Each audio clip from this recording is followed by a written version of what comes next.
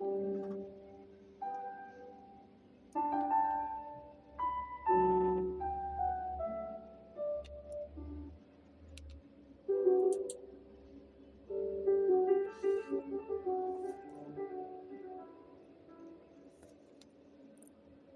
Battle of the River Plate.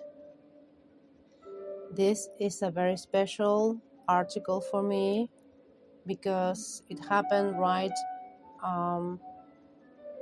in my country, in the River Plate, and it has impacted on the history of this country.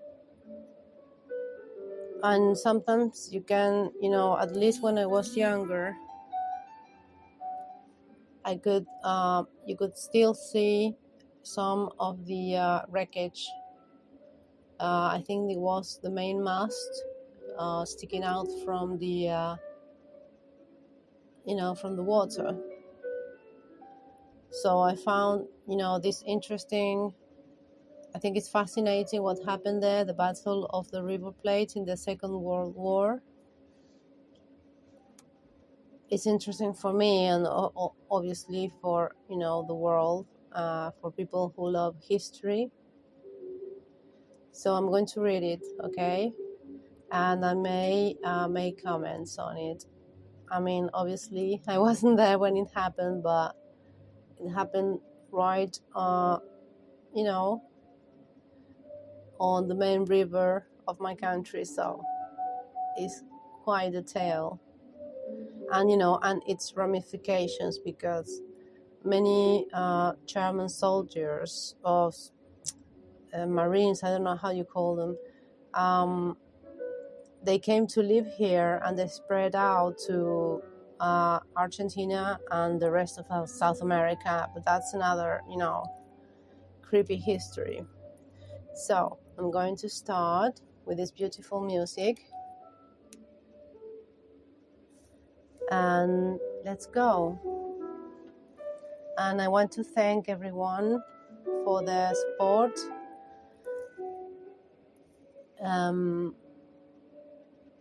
I have many things to talk about the Nicola Bulli case, but I still haven't gotten around to it. It's just about it's about feeling. I'm going to do it when I feel like it. So let's go. Battle of the River Plate. The Battle of the River Plate was fought in the South Atlantic on 13 December 1939 as the first naval battle of the Second World War. The Kriegsmarine heavy cruiser Admiral Graf Spee, commanded by Captain Hans Langsdorff, engaged a Royal Navy squadron commanded by Commodore Henry Harwood, comprising the light cruisers HMS Ajax, HMS Achilles, on loan to the New Zealand Division, and the heavy cruiser HMS Exeter. Graf Spee had sailed into the South Atlantic in August 1939, before the war began, and had begun commerce raiding after receiving appropriate authorization on 26 September 1939. Harwood's squadron was one of several search groups sent in pursuit by the British Admiralty. They sighted Graf Spee off the estuary of the River Plate near the coasts of Argentina and Uruguay. In the ensuing battle, Exeter was severely damaged and forced to retire, making for the Falklands.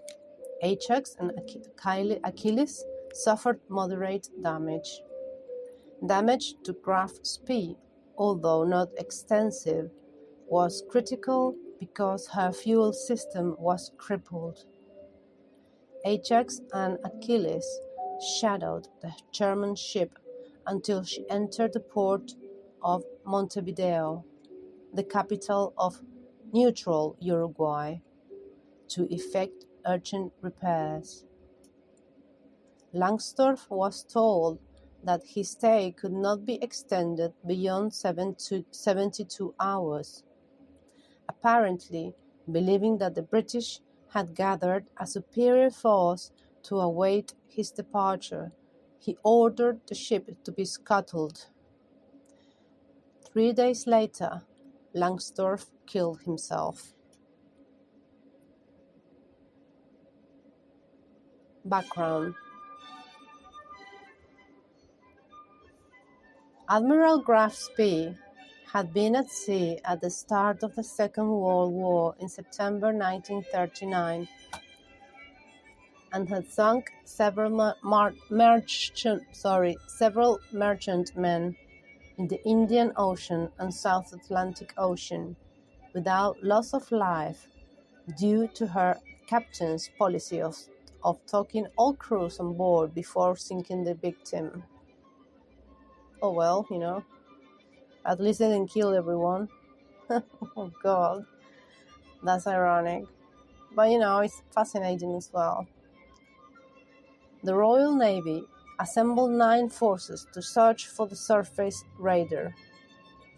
So, I get from this that the Admiral Graf Spee was like a pirate ship. And so the Royal Navy were after them, to stop them. Mind you, I'm not expert at all on history, but, I like it. Force G, the South American cruiser squadron, comprised the country-class heavy cruiser HMS Cumberland of 10,570,000 long tons with 8-inch guns in 4 turrets, the York-class heavy cruiser HMS Exeter of 8,319 long tons with 6 8-inch guns in 3 turrets, 2 Linder-class light cruisers, HMS Ajax and Achilles, both of 7,270 long tons with 8 6-inch guns. Although technically a heavy cruiser because of the caliber of her guns, Exeter was a scaled-down version of the County class. The force was commanded by Commodore Henry Harwood, whose flagship was Ajax, captained by Charles Woodhouse. Achilles was on loan to the New Zealand Division and captained by Edward Parry. Exeter was commanded by Captain Frederick Secker Bell. During the period before and at the immediate time of the battle, Cumberland, commanded by Captain Walter Herman Gordon Fallowfield, was refitting in the Falkland Islands but was available for sea at short notice. Force G was supported by the oilers RFA Olna, RFA Olynthus, and RFA Orangeleaf. Olynthus replenished HMS Ajax and Achilles on 22 November 1939 and Exeter on 26 November at San Borombom Bay. Olynthus was also directed to keep observation between Médanos and Cape San Antonio of Argentina, south of the River Plate estuary. Following a radar warning radio message from merchantman Doric Star, which was sung by Admiral Graf Spee of South Africa, Harwood suspected that the raider would try to strike next at the merchant shipping of the River Plate estuary between Uruguay and Argentina. he ordered his squadron to steam toward the position 32 degrees south, 47 degrees west. Harwood chose this position, according to his dispatch, because it was the most congested part of the shipping routes in the South Atlantic, and therefore the point where a raider could do the most damage to enemy shipping. A Norwegian freighter saw Admiral Graf Spee practicing the use of her searchlights and radioed that her course was toward South America. The three available cruisers of Force G rendezvoused off the estuary on 12 December and conducted maneuvers. Regarding strategy, the British combat instructions for engaging a pocket battleship with a cruiser squadron had been devised by Harwood himself during his period at the Royal Naval War College between 1934 and 1936. The strategy specified an attack at once, day or night. If during the day, the ships would attack as two units, in this case with the Exeter, separate from Ajax and Achilles. If at night, the ships would remain in company, but in open order. By attacking from two sides, Harwood hoped to give his lighter warships a chance of overcoming the German advantage of greater range and heavier broadside by dividing the enemy's fire. By splitting his force, Harwood would force the Germans to either split their fire, reducing its effectiveness, or keep it focused on one opponent, allowing the other vessels to attack with less fear of return fire. Although outgunned by Admiral Graf Spee and therefore at a tactical disadvantage, the British did have the upper hand strategically, since any raider returning to Germany would have to run the blockade of the North Sea and might reasonably be expected to encounter the home fleet. For victory, the British only had to damage the raider enough so that she was either unable to make the journey or unable to fight a subsequent battle with the home fleet. By contrast, the Germans would have to destroy the British force without being severely damaged. Because of overwhelming numerical superiority, the loss of even all three cruisers would not have severely altered Britain's naval capabilities, whereas Admiral Graf Spee was one of the Kriegsmarine's few capital ships. The British could therefore afford to risk a tactical defeat if it brought strategic victory. That's a lesson for life, folks. Yeah. It's a great sentence, isn't it? They could afford to risk a tactical defeat if it brought strategic victory. It's good advice for life as well. The battle itself. On 13 December at 5:20, the British squadron was proceeding on a course of 060 degrees at 14 knots with Ajax at 34 degrees 34 minutes south, 48 degrees 17 minutes west.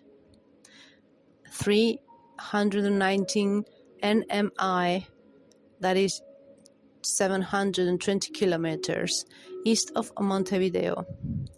At 0610, smoke was sighted on a bearing of red 100 or 320 degrees. Harwood ordered the Exeter to investigate. She swung out of line, and at 0616 she signaled by lamp. "I think it is a pocket battleship," and Captain Bell ordered flag end hoisted to the yard arm, enemy in sight. Graf Spee had already sighted mastheads and identified Exeter, but initially suspected that the two light cruisers were smaller destroyers and that the British ships were protecting a merchant convoy, the destruction of which would be a major prize. Since Graf Spee reconnaissance aircraft was out of service, Langsdorff relied on his lookouts for this information. He decided to engage, despite having received a broadly accurate report from the German Naval Staff on 4th December, outlining British activity in the River Plate area. This report included information that Ajax, Achilles, Cumberland, and Exeter were patrolling the South American coast.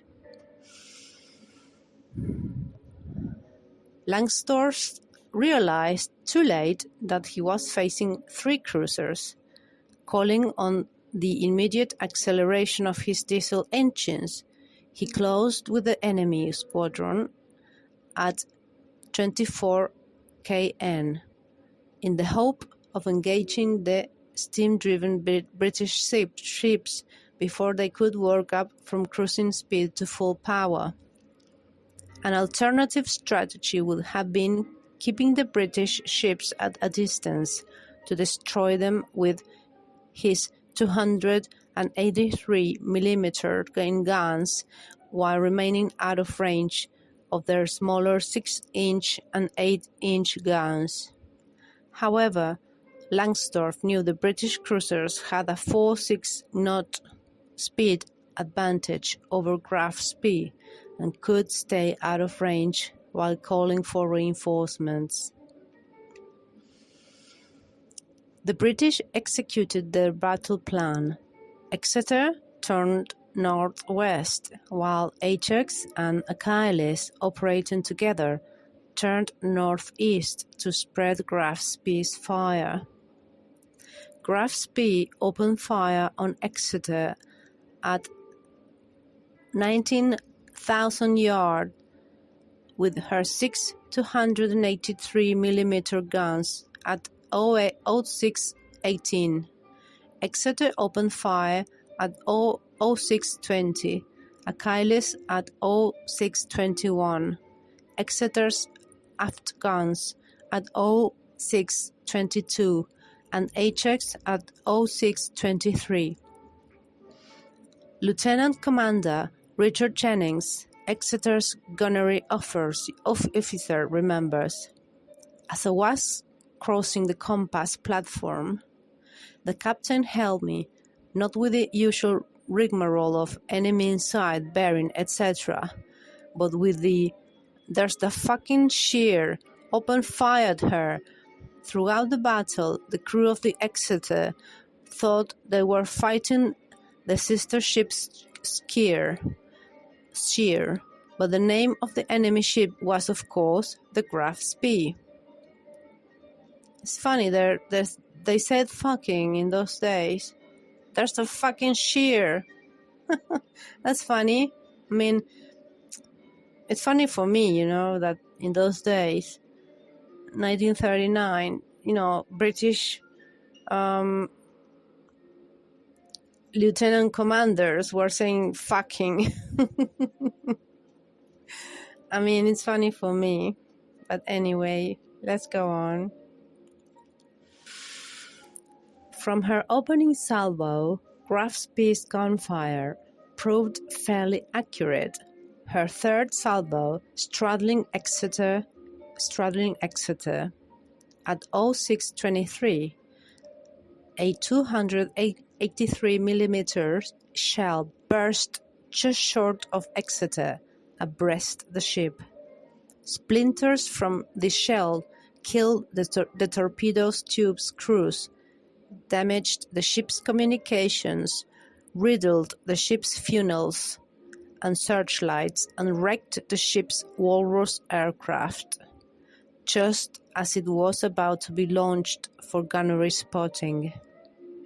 3 minutes later, Exeter suffered a direct hit on her B turret, putting it and its 2 guns out of action. Shrapnel swept the bridge, killing or wounding all the bridge personnel except the captain and 2 others. Captain Bell's communications were wrecked. Communications from the aft conning position were also destroyed. The ship had to be steered by a chain of messengers for the rest of the battle. Incredible.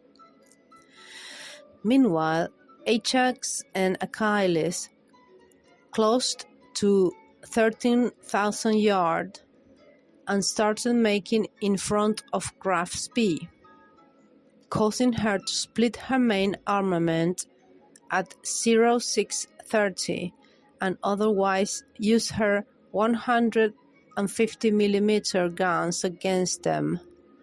Shortly after, Exeter fired 2 torpedoes from her starboard tubes, but both missed. Ouch. At 0637, Ajax launched her Fairey Seafox spotter floatplane from her catapult. At 0638, Exeter turned so that she could fire her port torpedoes and received 2 more direct hits from 283 mm shells. One hit a turret and put it out of action. The other entered the hull and started fires. At this point, Exeter was severely damaged, having only Y turret still in action under local control, with Jennings on the roof shouting instructions to those inside.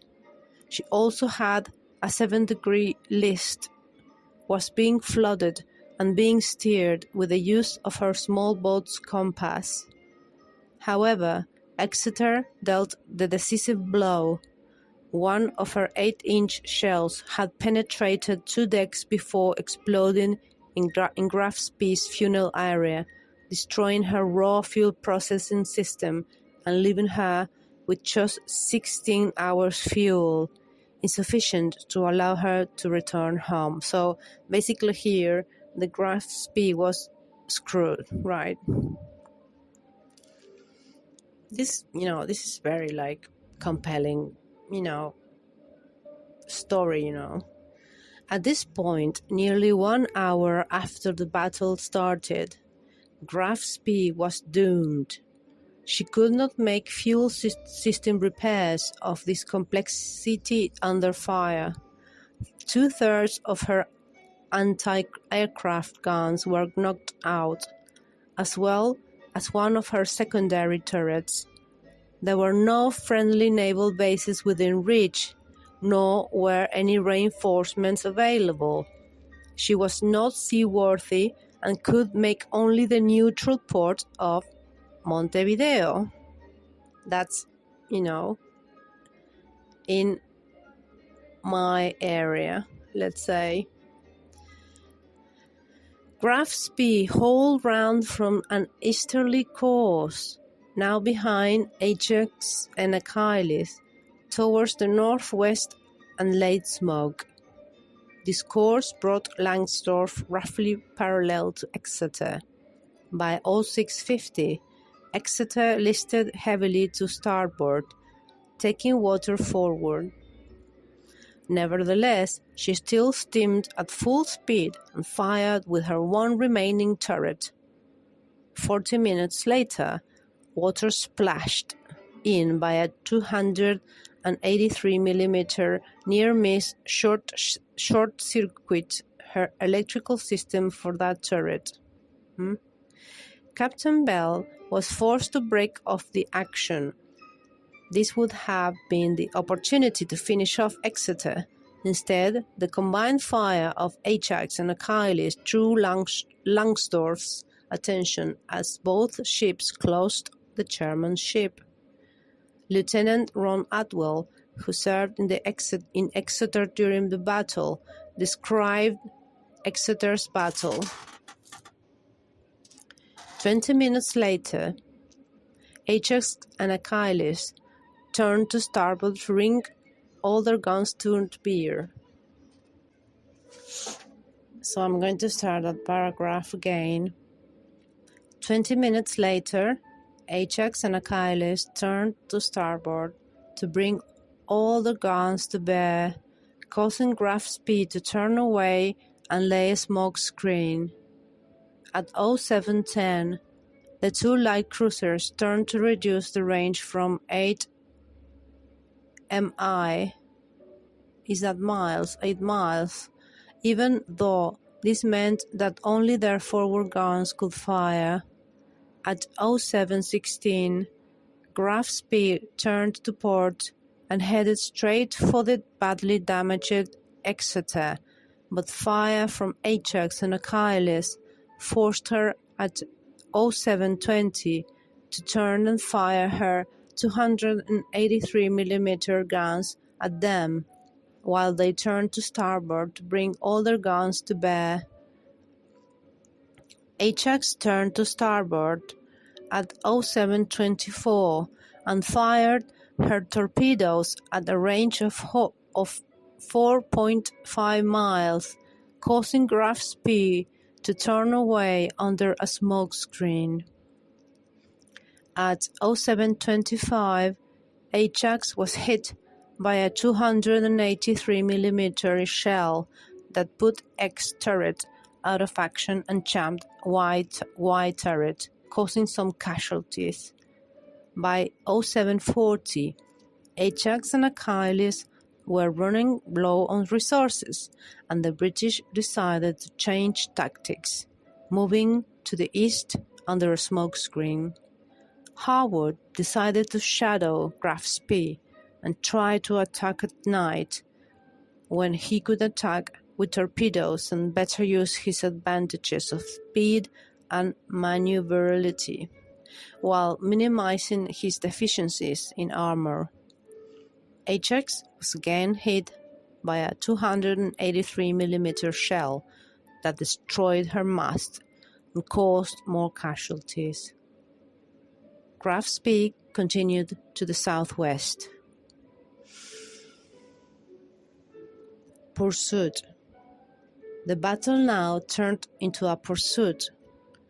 Captain Parry of Achilles wrote afterwards, "To this day, I do not know why the Admiral Graf Spee did not dispose of us in the Ajax and the Achilles as soon as she had finished with the Exeter." The British and New Zealand cruisers split up, keeping about 15 miles from Admiral Graf Spee. Ajax kept the German's port and Achilles to the starboard. At 09:15, Ajax recovered her aircraft. At 09:46, Harwood signaled to Cumberland for reinforcement, and the Admiralty also ordered ships within 3,000 miles to proceed to the River Plate. At 10:05, Achilles had overestimated Admiral Graf Spee's speed, and she came into range of the German guns. Admiral Graf Spee turned and fired 2 3-gun salvos with her 4 guns. Achilles turned away under a smoke screen. According to Pope, at 11:03, a merchant ship was sighted close to Admiral Graf Spee. After a few minutes, Admiral Graf Spee called Ajax on WT, probably on the international watchkeeping frequency of 500 kHz, using both ships' pre-war call signs with the signal, "Please pick up lifeboats of English steamer." The German call sign was DTGS, confirming to Harwood that the pocket battleship he had engaged was indeed Admiral Graf Spee. Ajax did not reply, but a little later, the British flagship closed with SS Shakespeare, with her lifeboats still hoisted and men still on board. Admiral Graf Spee had fired a gun and ordered them to stop, but when they did not obey orders to leave the ship, Langsdorff decided to continue on his way, and Shakespeare had a lucky escape. The shadowing continued for the rest of the day until 1915, when the Admiral Graf Spee turned and opened fire on Ajax, which turned away under a smoke screen. It was now clear that Admiral Graf Spee was entering the River Plate estuary. Since the estuary had sandbanks, Harwood ordered Achilles to shadow Admiral Graf Spee, while Ajax would cover any attempt to double back through a different channel. The sun set at 20:48, with the Admiral Graf Spee silhouetted against the sun. Wow, what a sight that must have been, right? Oof. Achilles had again closed the range, and Admiral Graf Spee opened fire, forcing Achilles to turn away. During the battle, a total of 108 men had been killed on both sides, including 36 on Admiral Graf Spee. Admiral Graf Spee entered Montevideo in neutral Uruguay, dropping anchor at about 0010 on 14 December. This was a political error, since Uruguay, while neutral, had benefited from significant British influence during its development, and it favored the Allies. The British hospital, which, by the way, it still exists, for example, where the wounded from the battle were taken, was the leading hospital in the city. The port of Mar del Plata on the Argentine coast and 200 miles south of Montevideo would have been a better choice for Admiral Graf Spee. Also, had Admiral Graf Spee left port at this time, she would have encountered no British warships in the area, except for the damaged Ajax and Achilles. The Trap of Montevideo. In Montevideo, the 13th Hague Convention came into play. Under Article 12, belligerent warships are not permitted to remain in the ports, roadsteads, or territorial waters of the said power for more than 24 hours. Under Article 14, a belligerent warship may not prolong its stay in a neutral port beyond the permissible time except on account of damage.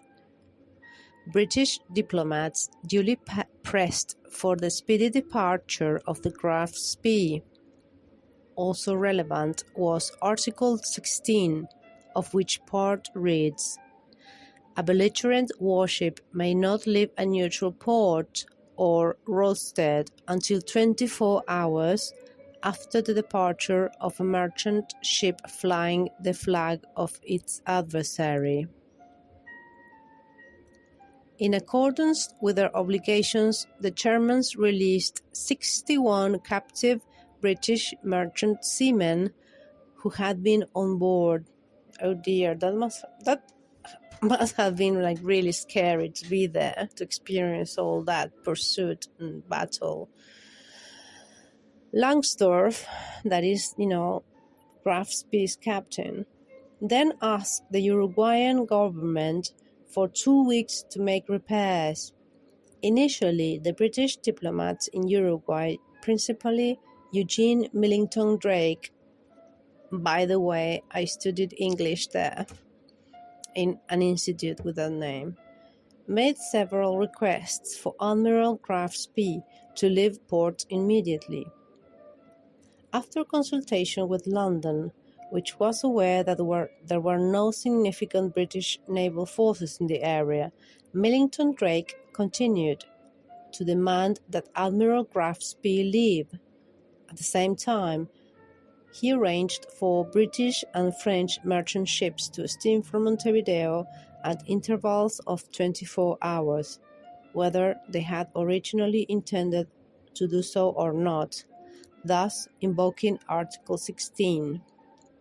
This kept Admiral Graf Spee in port and allowed more time for British forces to reach the area. At the same time, the British attempted to feed false intelligence to the Germans that an overwhelming British force was being assembled, including Force H,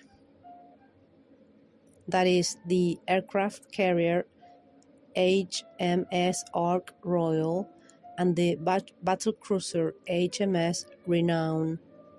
By broadcasting a series of signals on frequencies known to be intercepted by German intelligence.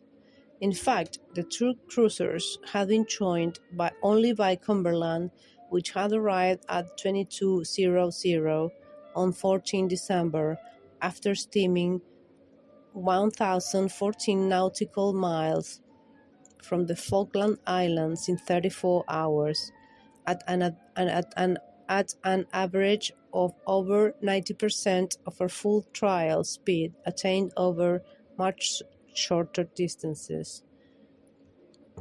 The older and larger Cumberland was more powerful than Exeter, with an additional aft turret containing two more 8-inch guns, but was no match for Admiral Graf Spee, whose guns had significantly longer range and fire much heavier shells, 660 pounds against 256 pounds. Overwhelming British forces, HMS Renown, Ark Royal, Shropshire, Dorsetshire and Neptune were en route, but would not assemble until 19 December, although they could intercept earlier if Admiral Graf Spee headed north or northeast from Montevideo, shadowed by Cumberland and her smaller consorts. For the time being, the total force comprised the undamaged Cumberland with a full ammunition boatload and the damaged Ajax and Achilles with depleted stocks of shells. To reinforce the propaganda effect, these ships, which were waiting just outside the 3-mile limit, were ordered to make smoke, which could be clearly seen from the Montevideo waterfront. On 15 December 1939, Olympus refueled Ajax, which proved a difficult operation. The ship had to use hurricane hawsers to complete the replenishment. On 17 December, Achilles was replenished from the Olympus off Rowan Bank. The Germans were entirely deceived and expected to face a far superior force on leaving the River Plate. Admiral Graf Spee had also used 2/3 of her 283mm ammunition and had only enough left for approximately a further 20 minutes of firing. Such a reduced ammunition stock was hardly sufficient for the ship to fight her way out of Montevideo against the large force expected, let alone get back to Germany. Even the only actual British newcomer, the previously unengaged Cumberland, could fight at full capacity for about 90 minutes and pursue at equal or higher speed for at least another 2,000 nautical miles before requiring replenishment at sea. Meanwhile, as the Graf Spee remained in the bay, British diplomatic personnel based in Montevideo and Buenos Aires carefully watched her from shore 24 hours a day, and the expectation of a potential breakout and resumption of the battle caused tensions and anxiety to surge to enormous levels among British sailors and diplomats. On the German side, while the ship was prevented from leaving the harbour, Captain Langsdorff consulted with his command in Germany. He received orders that permitted some options, but not internment in Uruguay. The Germans feared that Uruguay could be persuaded to join the Allied cause.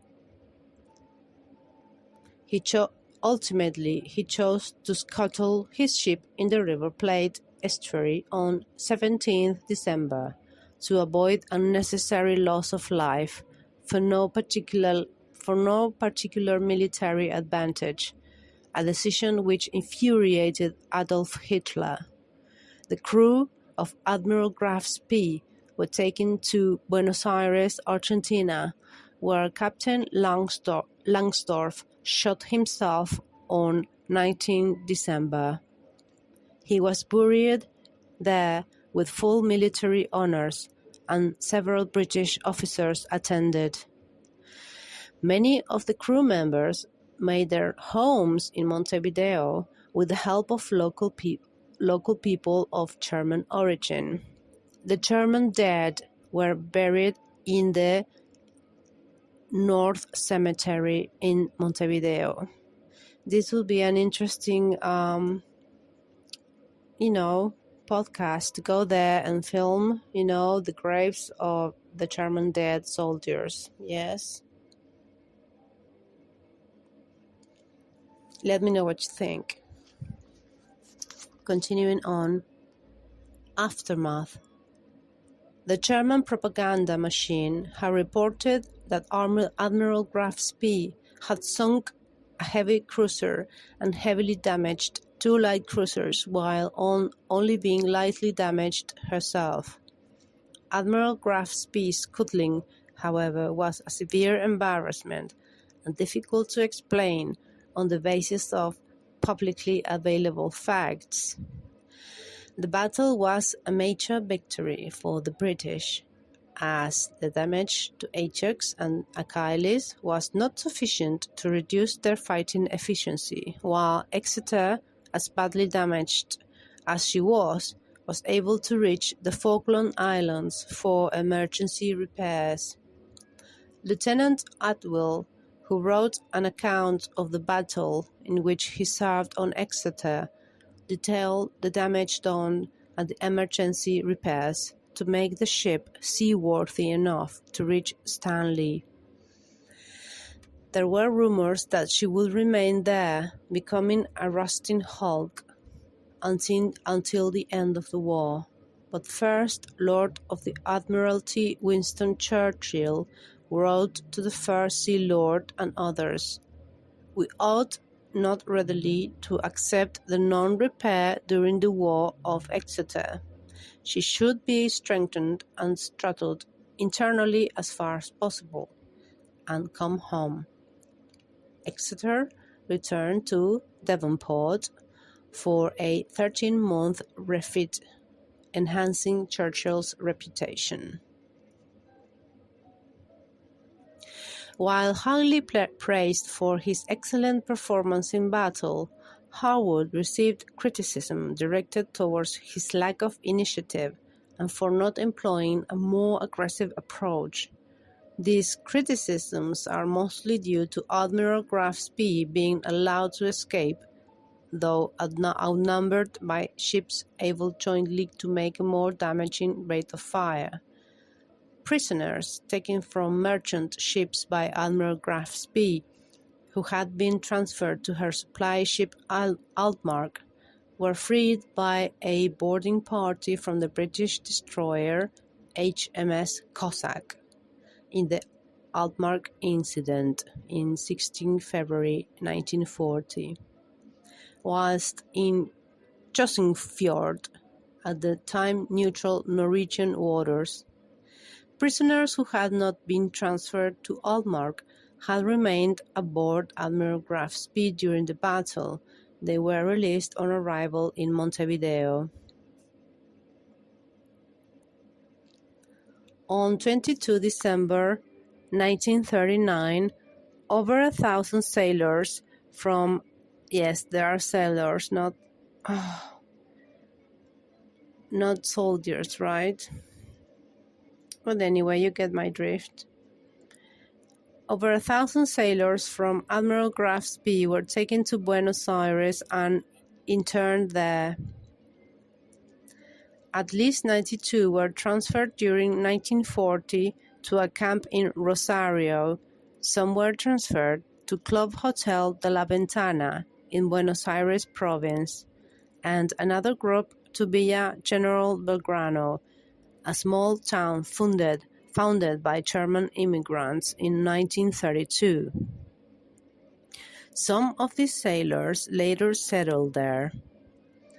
After the war, many German sailors settled permanently in various parts of Uruguay, some returning after being repatriated to Germany. Rows of simple crosses in the North Cemetery, in the north of the city of Montevideo, mark the burial places of the German dead. 3 sailors killed aboard Achilles were buried in the British cemetery in Montevideo, while those who died on Exeter were buried at sea.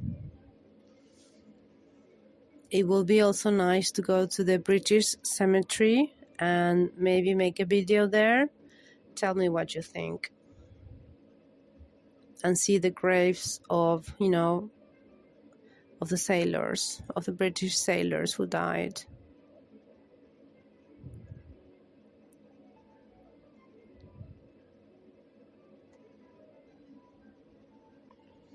Intelligence gathering on Salvage.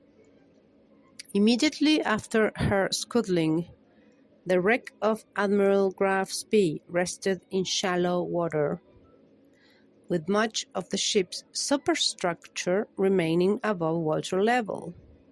But over the years, the wreck has subsided into the muddy bottom, and afterwards only the tip of the mast remains above the surface. That's what I was talking about. It still can be seen when the sea level is low. You still can see the tip of the mast of the Graf Spee above the surface. A radar expert was sent to Montevideo shortly after the scuttling and reported a rotating aerial, probably for gun laying, transmitting on either 57 or 114 centimeters.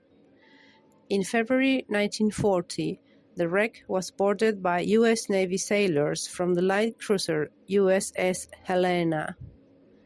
Pieces and parts of the ship have also been displayed in museums and studied by scientists who have carried out tests like metallurgical analysis of the Graf Spee. In 1964, a memorial to the ship was erected in Montevideo's port. Part of it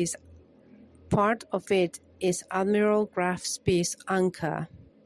Yes, still there. In 1997, one of Admiral Graf Spee's 150mm secondary gun mounts was raised and restored. It can now be seen outside Montevideo's National Maritime Museum. I could do a video with that as well. Let me know what you think. In February 2004, a salvage team began work raising the wreck. Oh, this one's interesting. I remember this, 2004.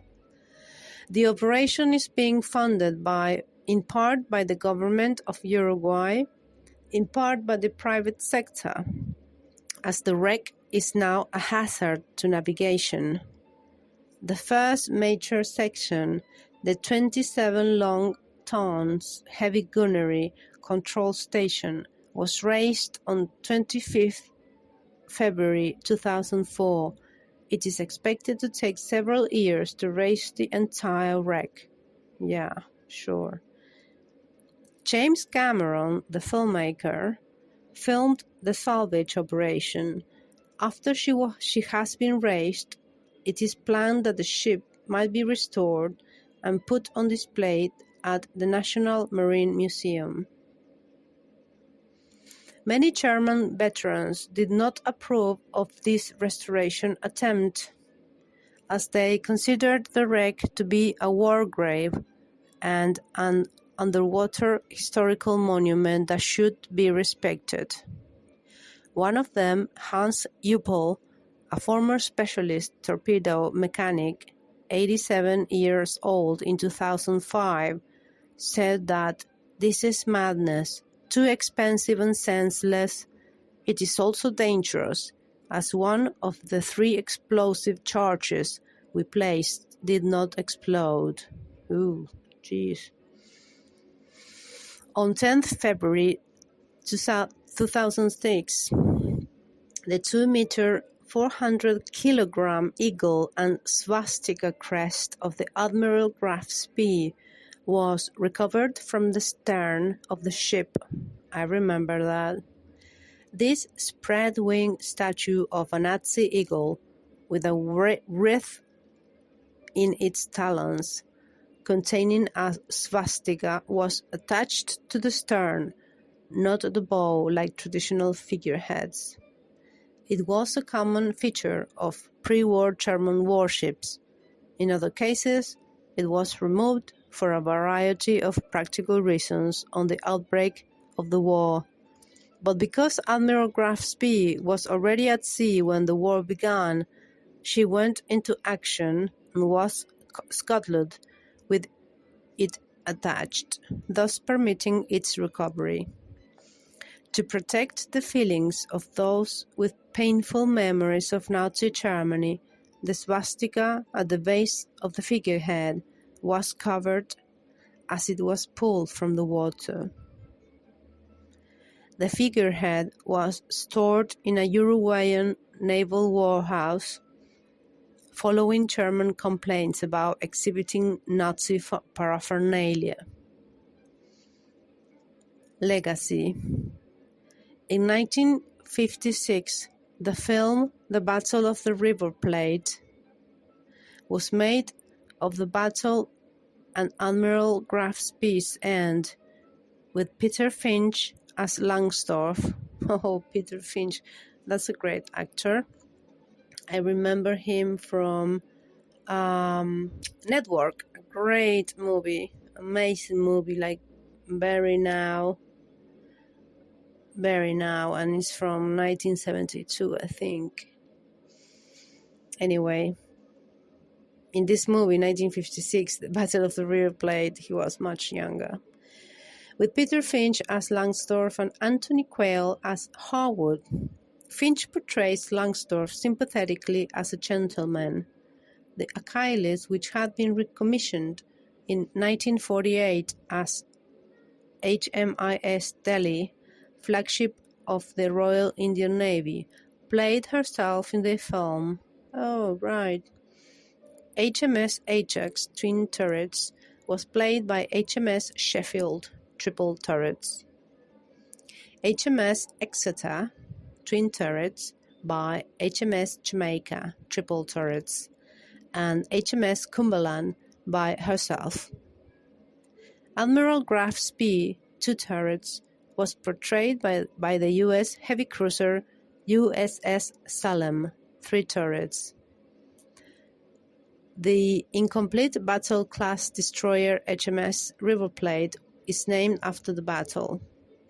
The battle was for many years reenacted.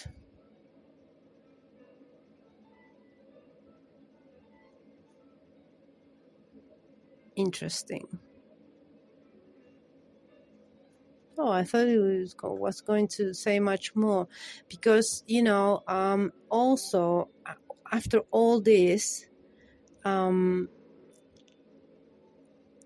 you know, many German like soldiers, like I said, were rescued and came to live here, and also in other parts of South America.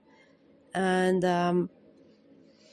that's very interesting. It has many ramifications, uh, many interesting stories. So, but it was an interesting story, the Battle of the River Plate. I think it was quite epic.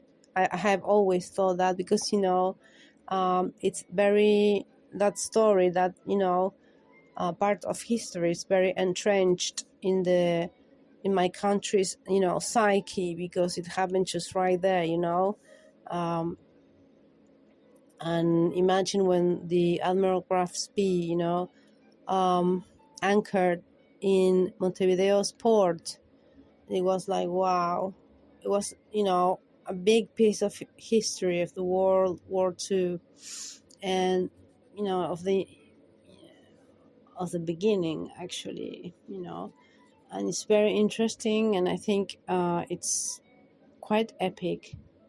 And it has many ramifications, what with the soldiers who survived and came to live here, and other parts in the region, and what with the